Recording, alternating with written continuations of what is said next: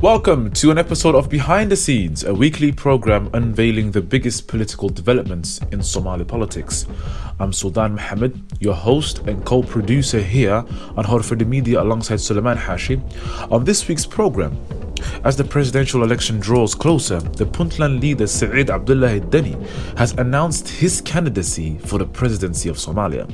Interestingly, this has been a floating rumour for months now. And in light of the current circumstances, can Mr. Deni actually not only run for office but succeed? Now, this is the topic on the program today. We hope you find this program very informative. Please like, share, and for similar content, do subscribe to Wararka Media. Also, do subscribe to Wararka Media Group's second channel, Wararka TV, where you can find other programs you might like, including Mahahi Saleh, among others. And lastly, do follow myself, Sultan Mohammed, Suleiman Hashi, Yasin Abdi, and other wider Wararka Media team on our social media platforms, which should appear any moment. Let's get straight into it. The announcement by Saeed Abdullahi Deni to run for the presidency of Somalia is no surprise.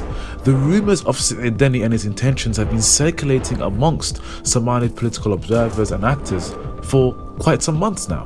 Information leaked to the press way back in the summer of 2021 exposed Deni's plans prior to his announcement.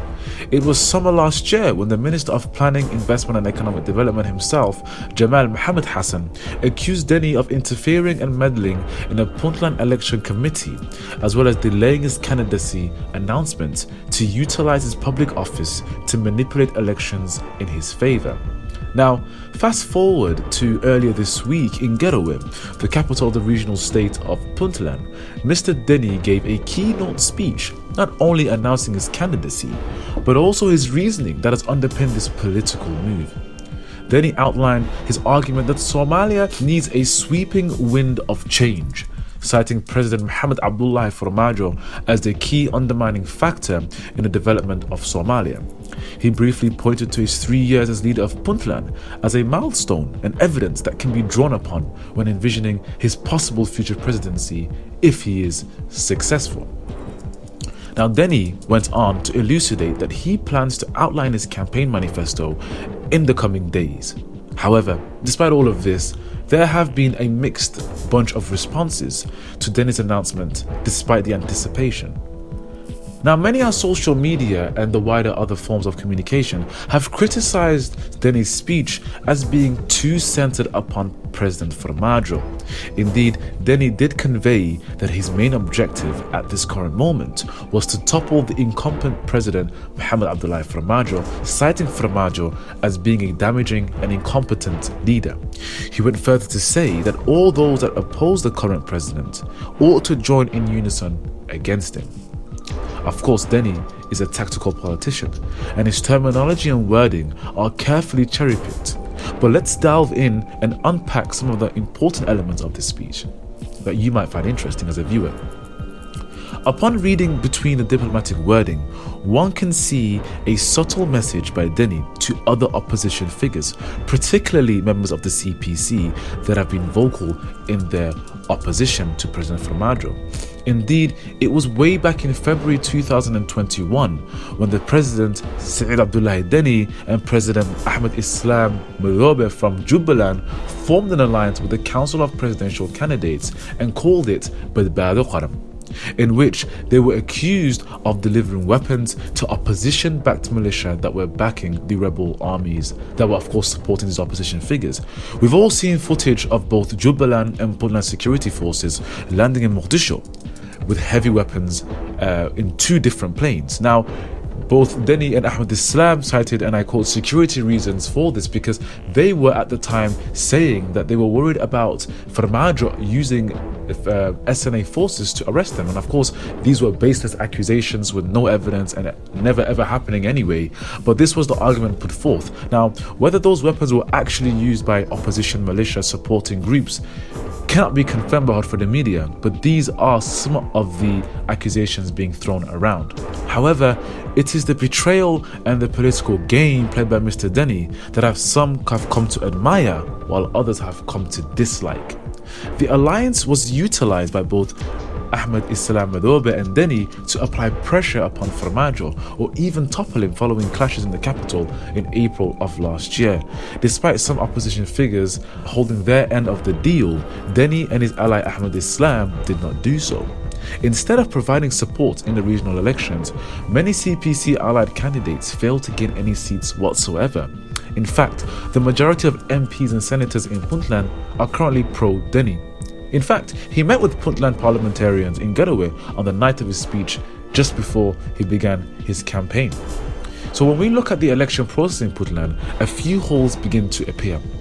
Firstly, Deni was instrumental in the formation of the Puntland seat. Now the problem with this is that is a direct conflict of interest because Deni is a candidate, and for him to be in some way or form involved in the election process to that level is of course quite worrying.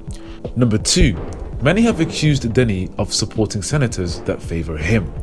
And number three, many have accused Deni of meddling directly in the election of MPs. In fact, Deni held election of roughly around 31 MPs in 3 hours in Garowe, which raised many eyebrows, as it should.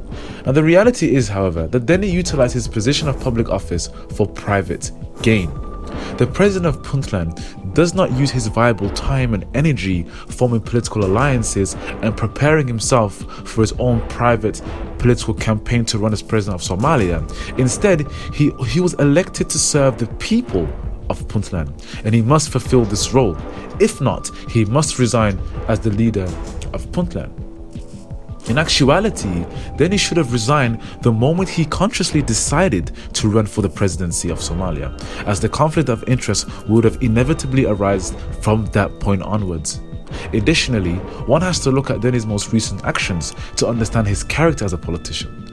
Take for example, during the election roadmap discussions in the beginning of last year, Deni demanded that President Farmajo exit the talks, despite being a signatory, on the sole basis that Farmajo is a presidential candidate.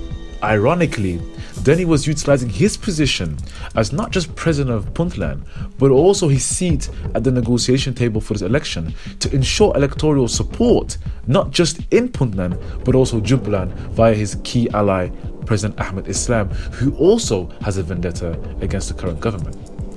Deni delayed the implementation of an agreement signed way back in September 17, 2020, because he demanded a series of conditions that were extremely outlandish, including the resignation of all director generals and all commanders of security forces, the resignation of the entire federal government, including parliament, the actual cabinet and the presidency, and demanded that the IC or the international community chair the Somali federal election talks between federal leaders.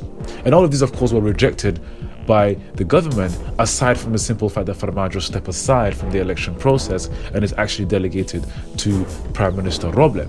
Now, if we assess Deni's track in Puntland, many have pointed to his handling of the parliamentary crisis and the removal of the speaker in Garowe that resulted in a number of clashes and, I believe, a death, quite negative. And the conflict, of course, in Bosaso recently was the first conflict seen in the state of Puntland in nearly 30 years. And of course, not only has it cost lives, but also livelihoods. And in this situation, political immaturity comes to play because Deni chose conflict over diplomacy. And at the end of the day, he lost the conflict. He cost many lives. He messed up the situation in that city. But on top of all of this, he caved into the demands of those he was rejecting, which is the PSF. It is clear Deni is strategical and precise in his movements, playing his political cards to his advantage at the expense of the greater good, as is the case, aforementioned, in a situation where Somalia's elections were delayed and postponed by Deni in every means necessary to ensure that he gains the momentum which is currently utilizing to win this election. Now, when we conclude the aforementioned factors, including his betrayal of his allies in Mogadishu, we see an individual that will do anything to ensure his own success. However, how successful can Deni actually be? It is highly likely that Deni would win a majority in Puntland, of course, because this is his backyard. Deni would probably gain a large vote from Jubaland, particularly as Ahmed Islam is a key ally of Deni and supports his election bid. He most likely would not gain the outright support of the CPC, as many would feel betrayed by his previous actions. A meeting between CPC leaders in Muqdisho earlier this week is reported to have ended in deadlock, and that kind of manifests and demonstrates the disunity between the CPC regarding Deni's political campaign. And as a result, Deni will probably not gain much support in Hirshabelle and Galmudug. And of course, Southwest States, Somalia, has many supporters of the incumbent president. The reality is that Deni is most likely going to push on to the second round, as he has an abundance of MPs and senators. However, he is clearly hinging on the idea that he becomes the sole challenger against President Farmaajo in a situation where it was them two that remained, and then to gain the indirect support of all those who oppose Farmaajo on that single basis to allow him to win the presidency. While it can work, because of course many CPC candidates have demonstrated their outright rejection of President Farmaajo's second term, we have to remember that Somalia is quite unpredictable, and we remember the President Hassan Sheikh Mahmoud's re-election campaign, which ended quite unwell at the end because of a betrayal that was seen in the last minute of MPs that should have supported him, but of course just ended up not supporting him. Now, despite everything that we've talked about, the reception of Deni's first political campaign was not received probably as well as the Deni's political team anticipated. However, the rollout of his manifesto and the campaign pledges will be a very important factor for Deni, at least to gain more support among the Somali public. Regardless, the presidential campaign has most definitely just turned up a notch.